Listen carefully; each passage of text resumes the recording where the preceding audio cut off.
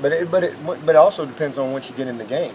I mean, heck, you might just run inside zone and that team's having success, and because it's always still, even though it's not scripted, but we kind of have a menu of, hey, this is what we want available for the offense, defense, and then everybody always throws in a little trick play or something. More than 50% of what yeah, you're doing. Yeah, definitely more than 50%, but certainly not even close to 100%.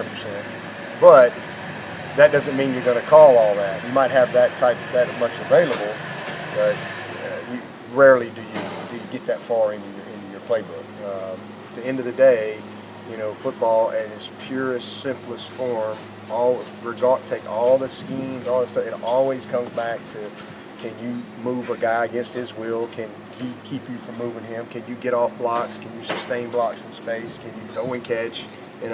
Tackle in space? And so that's what we want the game to be about, as much as possible. But there'll be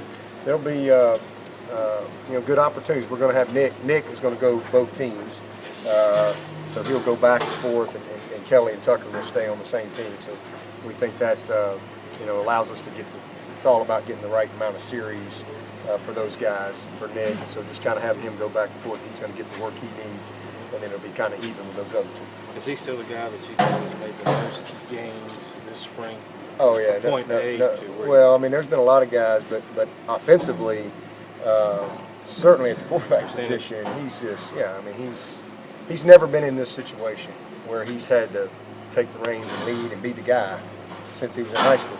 He's just kind of been come out here and I'm the backup, and he did a good job, but his mentality wasn't anywhere near what it's been this spring. And I've really am encouraged him. He can play. He can win. He can win for us. There's no doubt about it, and he has the respect of his teammates, and that's the biggest thing. So he did what I was hoping he would do this spring. Didn't really know, but I was hoping that that's what would happen.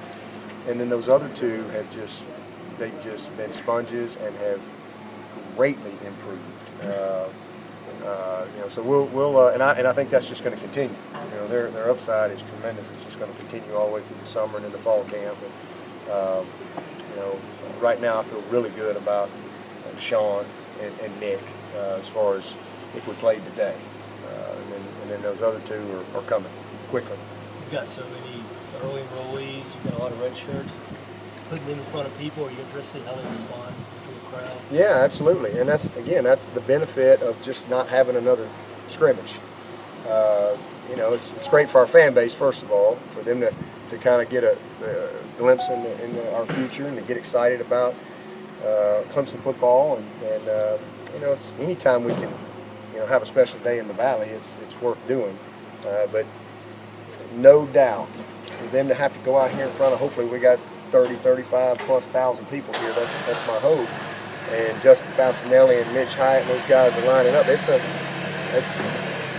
Even though it's not the real deal, everybody wants to perform well. Mama's up in the stands, grandmama, all that kind of stuff.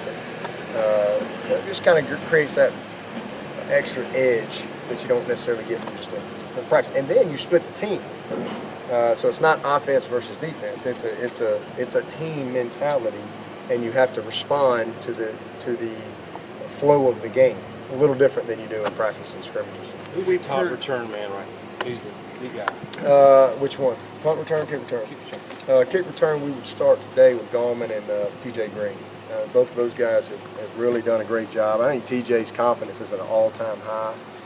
He's going to have a great year for us, and then Gallman would be back there. And then we're still working, some other guys. CJ Fuller's going to be another guy that's going to be in the mix as well. And then punt return, I love what I've seen out of G-Hop and Tay. And that's one of the reasons, though, we want to go live, because, G-Hop's always had the ability with the ball, but he hasn't been a guy we can trust. And you earn your trust in practice, and he never earned our trust in practice. You don't want to, all right, well, okay, I'm going to do it in the game. No, it doesn't work that way. So I'm anxious to see him, because he's had a very good spring. He's had a really good spring as a wideout and as a return guy. And then same thing with Tay. So those two guys I'm very confident with. And then we got some other guys. Ryan Carter's a return guy. Marcus Edmonds, a guy that's worked back there. Renfro's worked back there some. Obviously, when Ray gets here, Ray's going to be a dynamic guy. the day he steps on this campus as far as just what he can do with the ball in his hands. So I think we've got as good options as we've had in a long time for the return game.